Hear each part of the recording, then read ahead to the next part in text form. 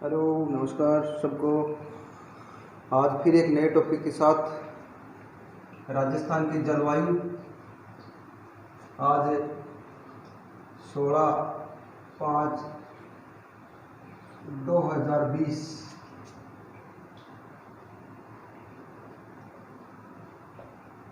ये आज की तारीख है। तो आज अपने नया टॉपिक ले रहे हैं जलवायु।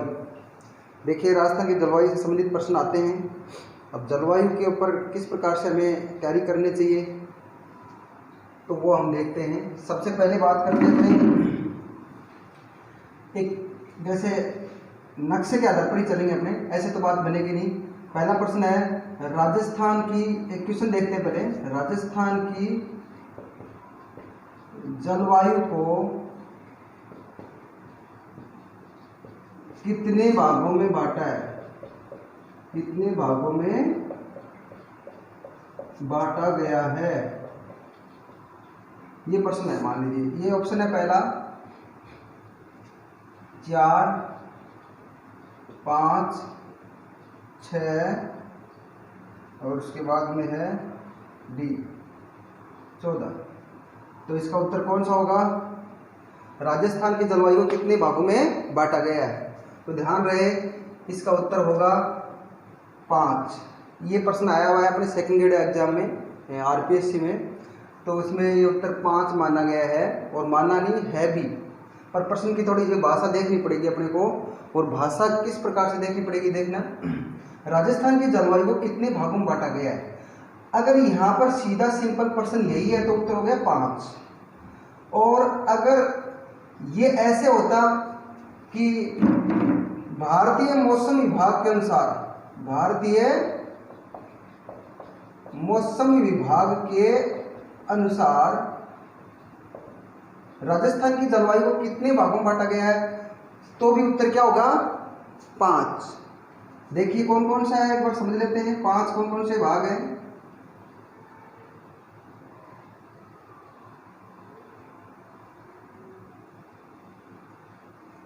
देखिए, सबसे पहले मैंने बताया था आपको प्राकृतिक विभाजन। राजस्थान का प्राकृतिक विभाजन आपने पढ़ लिया है तो आपको दिक्कत नहीं आएगी।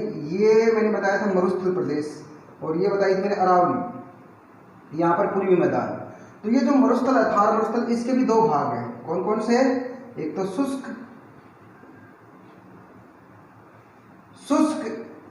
यानी वैसे तो आप पता है कि अपनी मानसूनी जलवायु है, मानसून पर आधारित है। शुष्क उष्ण कटिबंधीय, उष्ण मतलब गर्म, गर्म के साथ में शुष्क भी है। शुष्क उष्ण कटिबंध का मतलब होता है क्षेत्र कटिबंधीय, कटिबंधीय जलवायु। ये नंबर 1। यहां पर है अर्ध शुष्क, वही आएगा उष्ण कटिबंधीय जलवायु, उष्ण कटिबंधीय जलवायु। फिर इसके बाद में आएगा यहां पर उपाद्र, उपाद्र जलवायु। फिर आएगा आर्द्र जलवायु। फिर आएगा इसके बाद में अति आर्द्र जलवायु, अति आर्द्र जलवायु। देखिए ये किस प्रकार से बांटा है। ये अपने राजस्थान में वर्षा होती है, जैसे मान लीजिए नाचना है, ये तनोट है, इस क्षेत्र में 10 सेंटीमीटर वर्षा होती है, 10 सेमी वर्षा। अब 10 से 20 सेमी वर्षा तक ये, या 25 सेमी वर्षा तक का भाग आ गया शुष्क। और फिर अर्ध शुष्क आएगा 25 से 50 सेमी तक, 50 सेमी वर्षा रेखा। और 50 से 60 सेमी वर्षा रेखा है, ये अरावली पर्वत वाला क्षेत्र आ गया, जिसको उपाद्र, अरावली पर्वत क्षेत्र उपाद्र में आएगा। और फिर आर्द्र क्षेत्र, ये जो पूर्वी मैदान बताया था मैंने आपको, ये 60 से 80 सेंटीमीटर वर्षा रेखा के बीच में आएगा। और 80 से 100 सेंटीमीटर वर्षा रेखा के बीच में आएगा ये अपना हाड़ौती का पठार, अर्थात कहें तो झालावाड़ और बारां जिले में, यानी झालावाड़ में सबसे ज्यादा वर्षा होती है 100 सेंटीमीटर। तो इस प्रकार से ये वर्षा के आधार पर भारतीय मौसम विभाग ने राजस्थान की जलवायु को कितने भागों में बांटा है? 5। 1, 2, 3, 4 और 5। और कौन कौन सा है? शुष्क उष्ण कटिबंधीय मानसूनी जलवायु, ये तो पश्चिमी राजस्थान हो गया, बिल्कुल जो शुष्क कहें तो अपने थार मरुस्थल का जो शुष्क भाग था ना, बड़े बड़े महान मरुस्थल, उसका भाग है। राजस्थान बांगर है, राजस्थान बांगर का बताया था कि 4 पार्ट, नाली वाला क्षेत्र, एक तो शेखावटी की निम्न भूमि, नागौर उच्च भूमि, इस भाग को गोडवाड़ प्रदेश, ये अर्धशुष्क उष्णकटिबंधीय में आ गया, ये उपाद्र में आ गया, ये आर्द्र में आ गया पूर्वी मैदान, और इस प्रकार से हाड़ौती का पठार हो गया है, ये अति आर्द्र में। ये वर्षा के आधार पर निर्धारित कर दिया गया है। और ध्यान रहे, इसी को अगर हम वर्षा के आधार पर साथ में मौसम विभाग ने थोड़ी सी वनस्पति का भी निर्धारण किया है। जैसे शुष्क मरुस्थल है, यानी कि यहाँ शुष्क उष्णकटिबंधीय जलवायु है, वहां पर मरुदभिद वनस्पति पाई जाती है। कौन सी? मरुदभिद। मरुदभिद का मतलब ये होता है कि भाई जो ऐसी वनस्पति जिसके मतलब पत्ते नहीं होते, जैसे खीप है, झाड़ियां हैं, आपने खूब देखा होगा इस प्रकार से। ये अपने पश्चिम राजस्थान में ज़्यादातर ऐसे ही वृक्ष पाए जाते हैं जिनके लंबी लंबी जड़ें होती हैं, कांटेदार होते हैं, लेकिन उनके पत्ते नहीं होते। अर्धशुष्क में पत्ते वाले तो होते हैं, लेकिन ये कांटेदार होते हैं। इनको स्टेपी प्रकार के बोलते हैं, स्टेपी वनस्पति, स्टेपी वनस्पति। मरुदभिद वनस्पति तो पाई जाती है शुष्क उष्णकटिबंधीय जलवायु क्षेत्र में, और स्टेपी वनस्पति पाई जाती है अर्धशुष्क में। ये कई बार पूछ लेते हैं स्टेपी वनस्पति कौन से इसमें जलवायु क्षेत्र में पाई जाती है, तो अर्धशुष्क उष्णकटिबंधीय मानसून। इसके बाद में यहाँ पर बात करें तो ये पर्वतीय वनस्पति है, पर्वतीय वनस्पति, जिसमें जैसे हरड़, भेड़, खैरी, ये इस प्रकार से पहाड़ी क्षेत्र में नीम है। अर्ध जलवायु क्षेत्र में यानी आर्द्र जलवायु क्षेत्र में इसमें पाई जाती है जैसे शीशम वगैरह, जो पतझड़ वनस्पति है ना, पतझड़ वनस्पति, ये पतझड़ वनस्पति है, आर्द्र जलवायु में पाई जाती है। शीशम है, इसके अलावा सागवान, साल, ये आते हैं पतझड़ वनस्पति में। और अति आर्द्र जलवायु में इसमें आता है सैवानातुल्य वनस्पति। अब देखिए सैवानातुल्य वनस्पति कौन सी जलवायु पाई जाती है? अति आर्द्र जलवायु में। पूछ रहे सैवानातुल्य वनस्पति के लिए कितनी वर्षा होनी चाहिए? तो 80 से 100। पतझड़ के लिए 60 से 80 के बीच में है। और इसके बाद में स्टेपी आ गया 50 से 25 के बीच में, और ये आ गया 10 से 25 के बीच में हो गया ये मरुदभिद वनस्पति। इस प्रकार से आपके पहला प्रश्न समझ में आ गया होगा, लेकिन ध्यान रहे यही प्रश्न कई बार घुमा देते हैं। अगर यहाँ ऐसा नहीं होता, ये आता कि व्लादिमीर कोपेन, ये बहुत महत्वपूर्ण है, ये भूगोलविद है, इसने जलवायु क्षेत्र में बहुत गहराई तक अध्ययन किया है। तो व्लादिमीर कोपेन के अनुसार, ये उत्तर होता के अनुसार राजस्थान की जलवायु को कितने भागों में बांटा गया है? तो इसका उत्तर क्या होता? 5 नहीं, बल्कि क्या होता? फिर होता 4। व्लादिमीर कोपेन के अनुसार राजस्थान की जलवायु कितने भागों में बांटा गया है? 4 भागों में। और सिंपल पूछे कि राजस्थान की जलवायु कितने भागों में बांटा गया, तो बताएंगे उत्तर 5। और अगर यही होता कि भारतीय मौसम विभाग के अनुसार, तो भी उत्तर होता 5, क्योंकि मौसम विभाग है वो बरसात के आधार पर इसको निर्धारण करेगा। लेकिन व्लादिमीर कोपेन है वो वनस्पति के आधार पर, किसके आधार पर? वनस्पति के आधार पर राजस्थान की जलवायु का विभाजन कितने भागों में किया है? 4 भागों में किया है। और वो 4 भाग कौन कौन से हैं देखते हैं, ये बार थोड़ा सा समझने की जरूरत है, बहुत महत्वपूर्ण है। व्लादिमीर कोपेन जलवायु आपने पढ़ा है तो व्लादिमीर कोपेन तो पढ़ना ही पड़ेगा, क्योंकि इस पर तो हमेशा प्रश्न आ ही जाता है। और ये इससे लोग बचते हैं कि यार कौन पढ़ेगा व्लादिमीर कोपेन। तो ध्यान रहे, बताता हूँ अभी आपको व्लादिमीर कोपेन का क्या सिस्टम है। सबसे पहले अपने बाड़मेर को छोड़ देते हैं, ध्यान रहे, बाड़मेर को छोड़ देते हैं। बाड़मेर ध्यान रख लेना, क्योंकि बाड़मेर पश्चिम राजस्थान में बताया मैंने, महान मरुस्थल, शुष्क मरुस्थल था ना, उसमें बाड़मेर, जैसलमेर और बीकानेर। तो मैंने आपको बाड़मेर को छोड़ रहा हूँ, ठीक है ना, बाड़मेर को छोड़ रहा हूँ, जोधपुर को छोड़ रहा हूँ, ये जोधपुर छूट गया है, ठीक है ना। और ये भाग, तो इसमें क्या आ गया? एक तो आ गया जैसलमेर, दूसरा आ गया बीकानेर, तीसरा आ गया श्रीगंगानगर, और फिर आ गया हनुमानगढ़। इसको, इस भाग को व्लादिमीर कोपेन ने, यानी कि क्या नाम दिया है? कौन सा कूटरचित नाम दिया है? इसका नाम दिया है BWHW। मम्मी को देते बेटा, BWHW।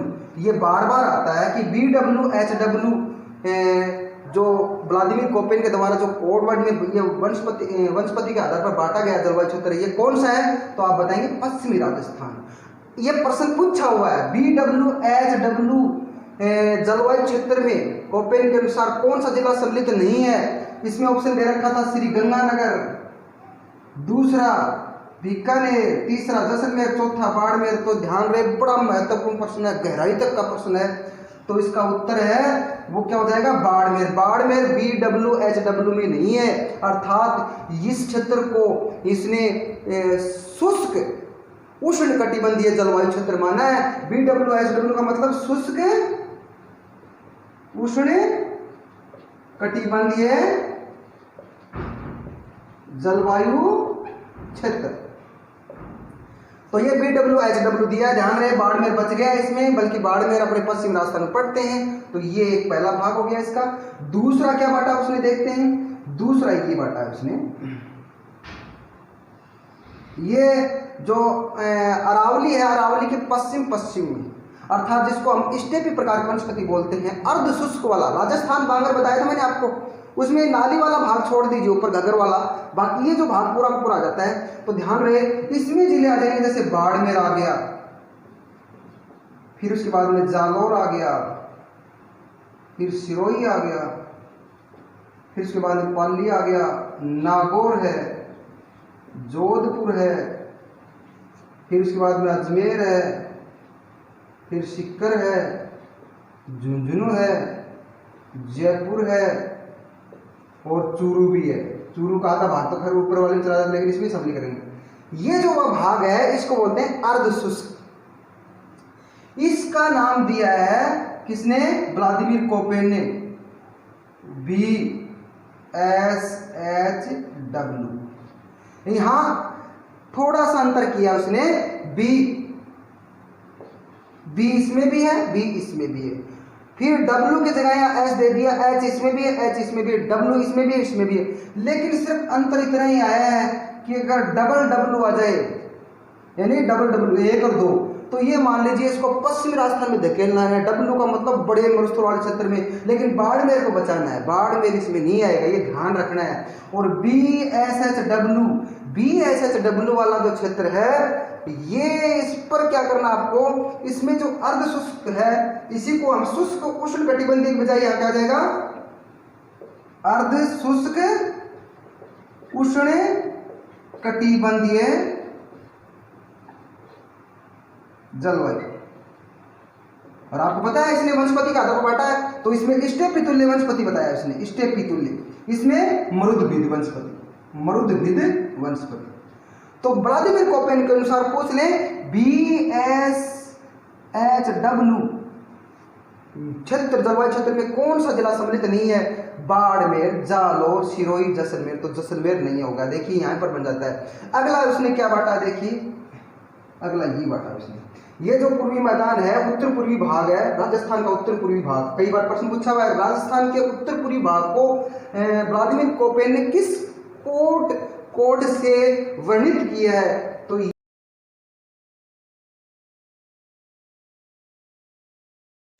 प्रश्न था व्लादिमीर कोपेन का जलवायु वर्गीकरण। मैंने पहले बताया आपको BWHW, एक जो शुष्क मरुस्थल है वो भाग हो गया। अर्ध शुष्क में आ गया BSHW, 2 पार्ट बता दिए मैंने आपको, बताया कि उसका उत्तर क्या होगा? 4। व्लादिमीर कोपेन के अनुसार जलवायु वर्गीकरण कितना होगा? 4। जबकि राजस्थान की जलवायु वर्गीकरण या भारत के मौसम विभाग के अनुसार जलवायु वर्गीकरण उत्तर हो जाएगा 5।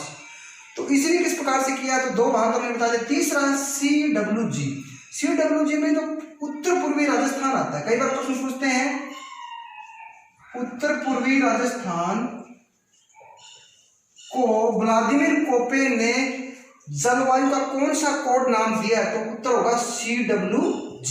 अगर यही प्रश्न ये होता कि दक्षिणी राजस्थान को क्या नाम दिया है, दक्षिणी राजस्थान को, तो दक्षिण राजस्थान में आ जाएगा AW। क्या नाम आ जाएगा? AW। तो CWG का मतलब क्या हुआ? इसमें हुआ उप आर्द्र क्षेत्र, उप आर्द्र जलवायु क्षेत्र। देखिए अगला है, इसमें उपाधि में क्या आ गया? अलवर, भरतपुर, धौलपुर, करौली, दौसा, टोंक, सवाई माधोपुर, बूंदी, भीलवाड़ा, राजसमंद, चित्तौड़गढ़। अब ये दक्षिणी राजस्थान है, इसको AW नाम दिया है। AW का मतलब उसने माना है आर्द्र जलवायु, आर्द्र जलवायु क्षेत्र। तो आर्द्र जलवायु में क्या आ गया देखिए, तो बारा आ गया और एक झालावाड़ आ गया, उसके बाद में प्रतापगढ़ है, बांसवाड़ा है, उदयपुर है, डूंगरपुर है, ये जो जिले हैं ये आगे AW। तो कितने भाग हो गए, 4। कितने भागों में बांटा व्लादिमीर कोपेन ने जलवायु का वर्गीकरण किया, राजस्थान की जलवायु का वर्गीकरण, तो 4 भागों में। फिर से समझिए, यहाँ पर अगर भारत का मौसम विभाग के अनुसार या राजस्थान का जलवायु वर्गीकरण सामान्य दृष्टि से अगर 5 का भाग बनाया था, उसके आधार पर माने तो इस भाग को मैंने अति आर्द्र बताया था, उसने अति आर्द्र बताया था, जबकि इसने सिर्फ आर्द्री, अति आर्द्र शब्द इससे हट गया है। उसने व्लादिमीर कोपेन का जलवायु वर्गीकरण भारतीय मौसम विभाग के अनुसार कौन सा पार्ट सम्मिलित नहीं है, तो अति आर्द्र नहीं, अति आर्द्र उसने हटा ही दिया, अति आर्द्र की जगह इस भाग को बना दिया इसने आर्द्र जलवायु। क्योंकि यहाँ झालावाड़ में बरसात अधिक होती है, इस क्षेत्र में दक्षिण जहाँ बरसात अधिक होती है वहाँ वनस्पति है वो सवाना तुल्य पाई जाती है, तो सवाना तुल्य जो वनस्पति है उसको उसने आर्द्र जलवायु बना। बता दूँ हूँ आपको, जलवायु वर्गीकरण उसने वनस्पति के आधार पर ही बनाया है। जलवायु का वर्गीकरण किस आधार पर व्लादिमीर कोपेन ने किया है, वनस्पति के आधार पर, न कि वर्षा, न कि तापमान के आधार पर, ध्यान रहे। तो ये सवाना तुल्य बताया, इसमें जो पतझड़ वनस्पति है, पतझड़ वनस्पति, उसको उसने उपाद्र में बांटा है, तो इसको CWG। तो ध्यान रहे, CWG उत्तर पूर्वी राजस्थान ये मैदानी भाग आ गया, और दक्षिणी राजस्थान को इसने AW नाम दे दिया, और इधर पश्चिम में बाड़मेर को छोड़ दीजिए, जैसलमेर, बीकानेर, गंगानगर और हनुमानगढ़ ये जिले हैं, इसमें BW, HW, डबल आ गया, वहां पर बड़े मरुस्थल मान लीजिए, और अर्धशुष्क वाले जो SHW। इस प्रकार से इसने कुल मिलाकर के 4 भागों में वर्गीकरण किया है। और फिर अब इसके बाद में इस राजस्थान की जलवायु है उसको प्रभावित करने वाले कारक वगैरह इसके बारे में हम पढ़ेंगे। तो ये आपके समझ में आ गया होगा यहाँ तक। तो अब देखिए आगे की बात करें, राजस्थान की जलवायु को प्रभावित करने वाले कारक कौन कौन से हैं, तो ये आपके सामने कारक हैं। नंबर 1, समुद्र से ऊंचाई। ध्यान रहे, जैसे मान लीजिए अपने ये राजस्थान है और समुद्र तल होता है ना, समुद्र तल, उससे अगर ऊंचाई पर जाएंगे तो जलवायु प्रभावित होगी, जलवायु का अंतर होगा। ध्यान रहे, जैसे माउंट आबू है, आबू पर्वत पर ऊंचाई है 1722 मीटर, वहां पर तापमान कम रहता है और आपको पता है वहां बरसात भी अधिक होती है, तो समुद्र से ऊंचाई जलवायु को प्रभावित करता है। जबकि उसी के बराबर में अगर जो भाग हैं बराबर में कहें कि यहाँ माउंट आबू के बराबर में मान लीजिए कोटा, मान लीजिए यहाँ इधर आगे, तो कोटा का तापमान और इसका तापमान में अंतर आएगा, तो समुद्र से ऊंचाई जलवायु को प्रभावित करती है।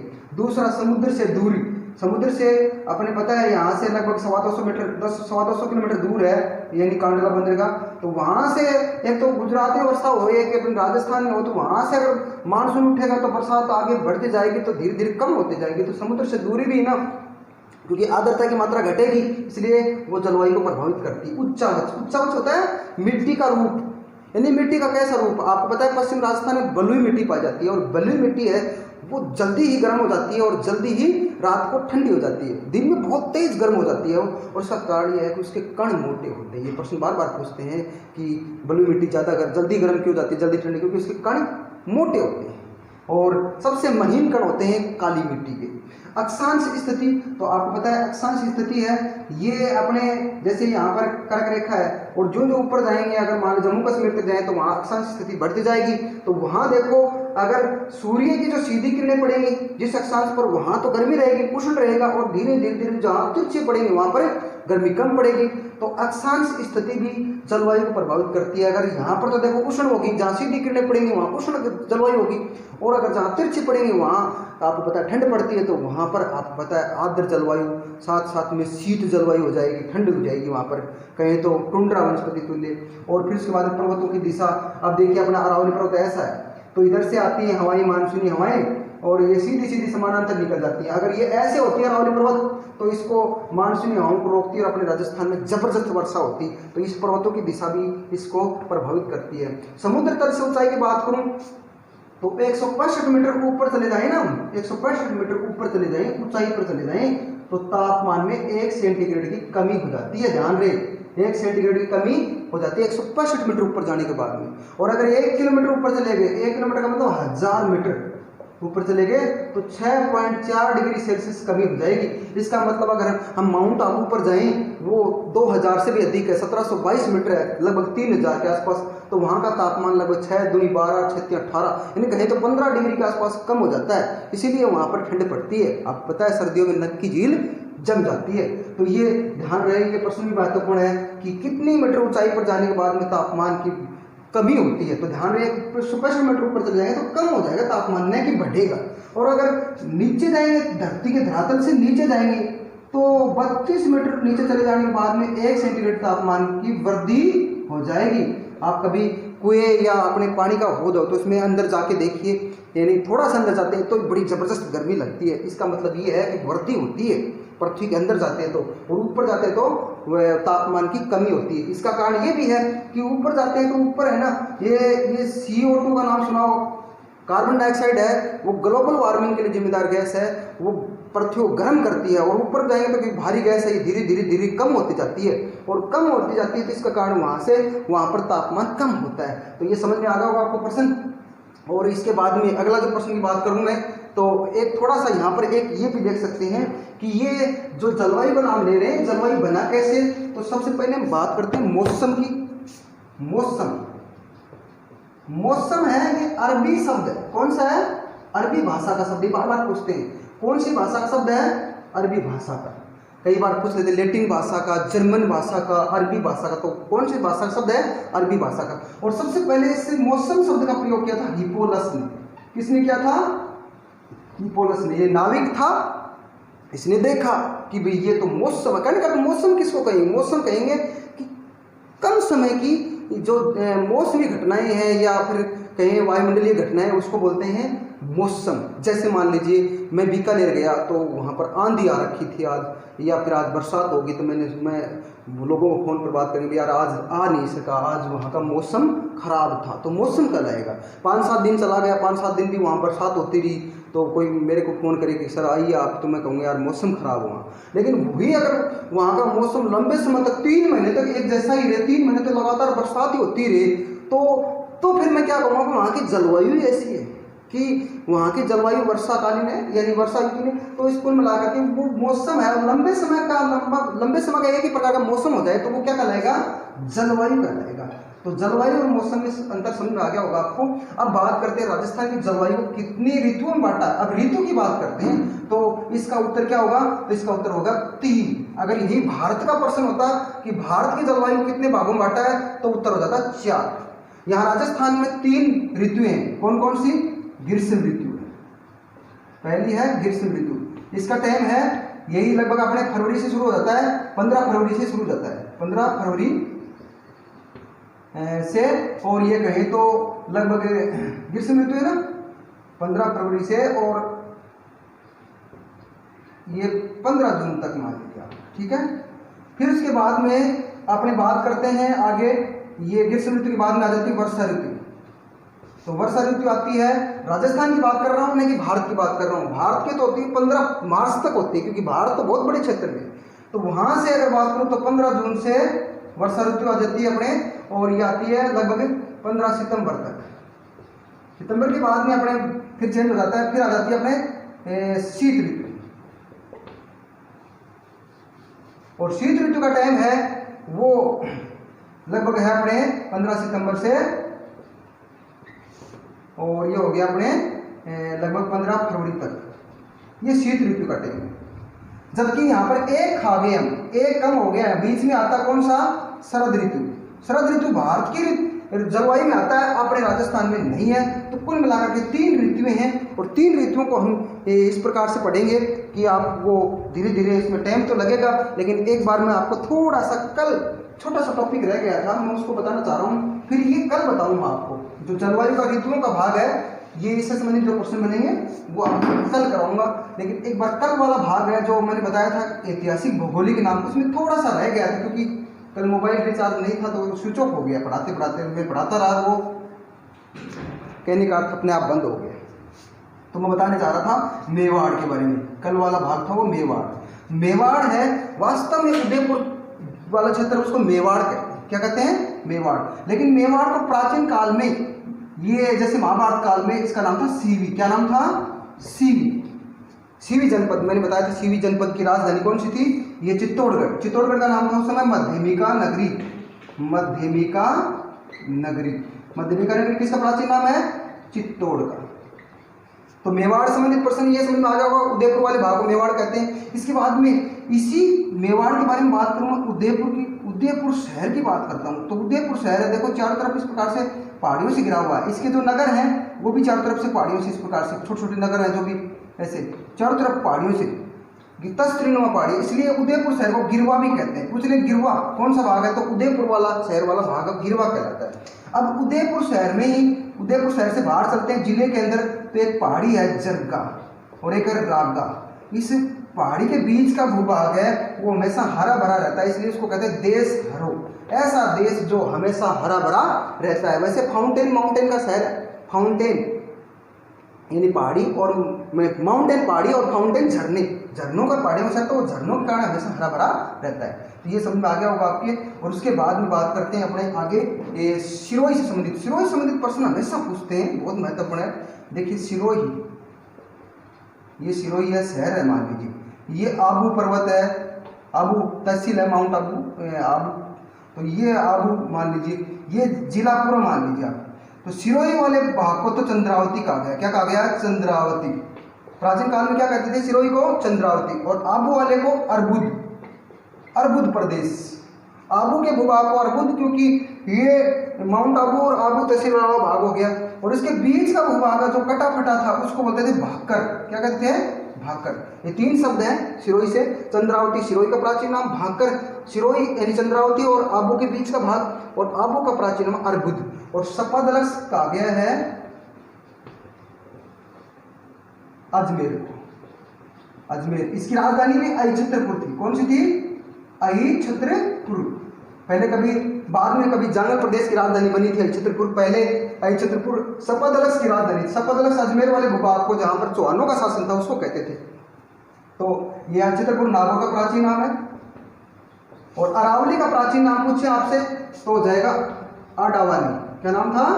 आडावाली। बिजोलिया का नाम, प्राचीन नाम सुनिए, बिजोलिया।